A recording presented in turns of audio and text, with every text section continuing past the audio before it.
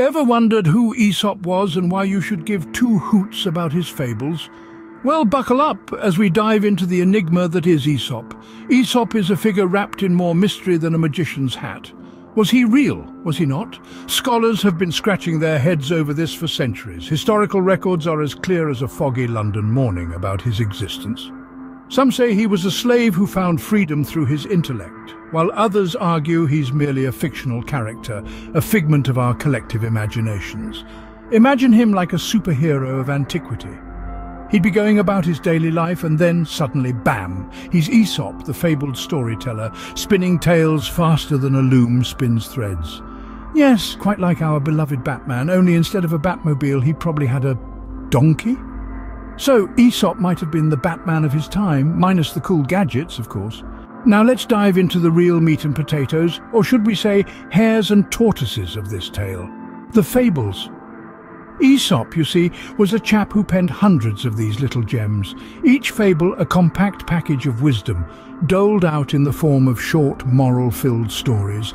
You could say he was the original creator of short stories with a twist before it was cool. Imagine Aesop sitting by the fireside, quill in hand, churning out these bite-sized tales, the way a factory churns out widgets.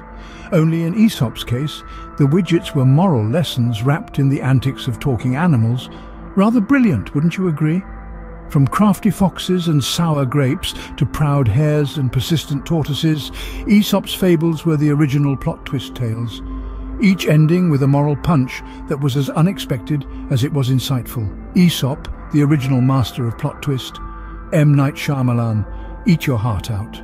So what got Aesop into the fable writing business, you ask? Well, it's quite a tale. Much like a modern-day superhero, Aesop had a humble beginning. He wasn't born with a silver quill in his hand, scribbling down fables while in diapers. No, Aesop found his calling a bit later in life. Aesop was a slave, you see, but his cunning mind and quick wit set him apart. He started spinning tales, not for fame or fortune, but to instruct and entertain his fellow slaves. His stories were filled with clever animals and foolish humans, all delivering powerful morals. Imagine Aesop, the first edutainer, way before YouTube tutorials existed. Picture him in the bustling market square, captivating audiences with his tales, the ancient equivalent of a viral video. Yes, Aesop was more than just a storyteller. He was a teacher, a philosopher, a beacon of wisdom in a world desperately in need of it. So Aesop was not only a storyteller, but also the world's first edutainer. Take that, Bill Nye the Science Guy. And now, drumroll please, for Aesop's greatest hits. First on our chart is the classic The Tortoise and the Hare.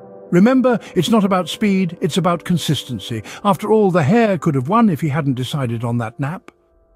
So, the moral of the story, less snoozing, more moving. Next up we have The Boy Who Cried Wolf. This one's a cautionary tale about a boy who, let's just say, was a little too fond of pranks. The moral? Well, lie enough times and you might just find yourself on the business end of a wolf's dinner plate.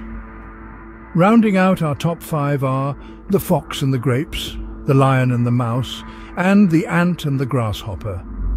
From them we learn that it's easy to despise what you can't get. Kindness is never wasted, and work today can lead to comfort tomorrow. And there you have it, folks, Aesop. The man, the myth, the moral story maestro.